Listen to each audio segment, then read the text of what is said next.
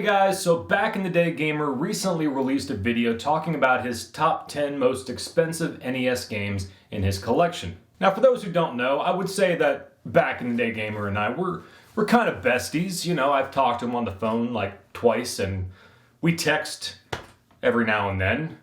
I've never met him in person because I live in Tennessee and he lives in, I don't know, Canada or something.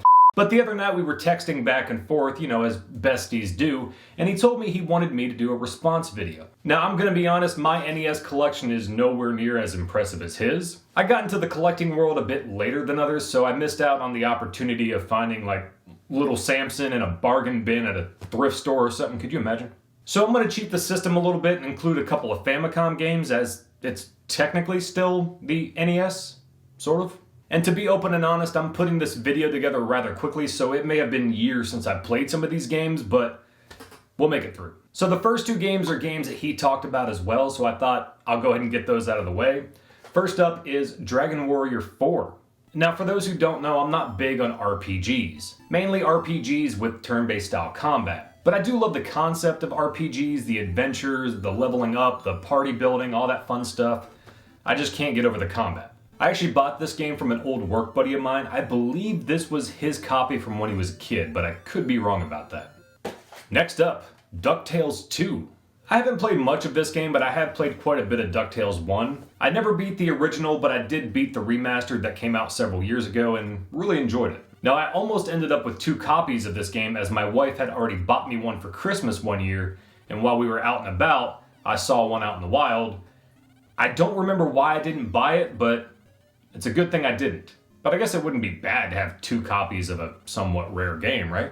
Now I'm gonna be honest, some of these games may not be super expensive, but I'm doing the best I can. So next up, we got Batman Return of the Joker. Now this is a game I got recently. I actually talked about this on my wife and I's 2023 pickups. Like I said in the pickups video, stage 3 really amps up the difficulty. But hey, I did enjoy stage 1 and 2, so that's something, I guess. I don't know, maybe I just need to get good, as the kids say nowadays, right? Next up, Shatterhand. This was actually one of my wife and I's go-to games a while back, but it's been a long time since I played it. It's a pretty cool game though. I like how you can pick your stage and you get your little robot buddy and all this kind of stuff. It's worth checking out. Next up is one of only 2 games that I've beat on this list, Mega Man 5. I wasn't the biggest Mega Man fan as a kid. For those who don't know, I didn't have an NES growing up, but I played it at my grandmother's house. She didn't have any of the Mega Man games, but I do remember borrowing Mega Man 3 once, and I thought that game was just too difficult. But when I started collecting, I got all the Mega Man games, and I really wanted to beat all of them. The problem is I basically played these games back to back, so I really couldn't tell you much about 4, 5, and 6 because they all just kind of blend together. But I will say, overall, I had a good time with these games. Next up, Stack Up. I'm not entirely sure why this game is worth what it is. I wouldn't say it's worth the price at all. But if you have Rob the Robot, you kind of have to have this game, right? I guess. Next is a game that's not super expensive loose, but since I got it in the box, Conquest of the Crystal Palace. I'm gonna be honest, I don't remember anything about this game. But I don't remember hating it. But I'm not quite sure why I haven't gone back to play it again, so hey, good thing I'm doing this video, I guess. Alright, moving on to the Famicom games because I'm desperate. First up is a game called Sweet Home. Ah yes, another RPG, so I know all about this game. For those who don't know, this game is actually considered to be an inspiration for a little known series that you may have heard of called Resident Evil. It's kind of crazy to think that an RPG on the Famicom is what inspired a series of games that basically revolutionized the survival horror genre. Of all things. Next up, a game a bit more up my alley, but still a bit difficult. Holy Diver. I mean, any game with characters named after members of Black Sabbath has got to be good, right? I think I've made it to stage 3, but again, it's been a long time since I played this game. It's definitely worth checking out, especially if you like Castlevania, but I kind of consider Castlevania to be a walk in the park compared to this game.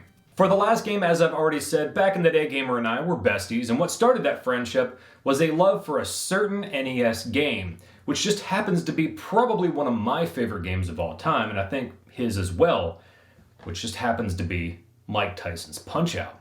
Now, you're probably thinking, James, that game's not really super expensive. It is, if you have the rare 5-screw version, which I don't have. But I do have the gold Famicom cart.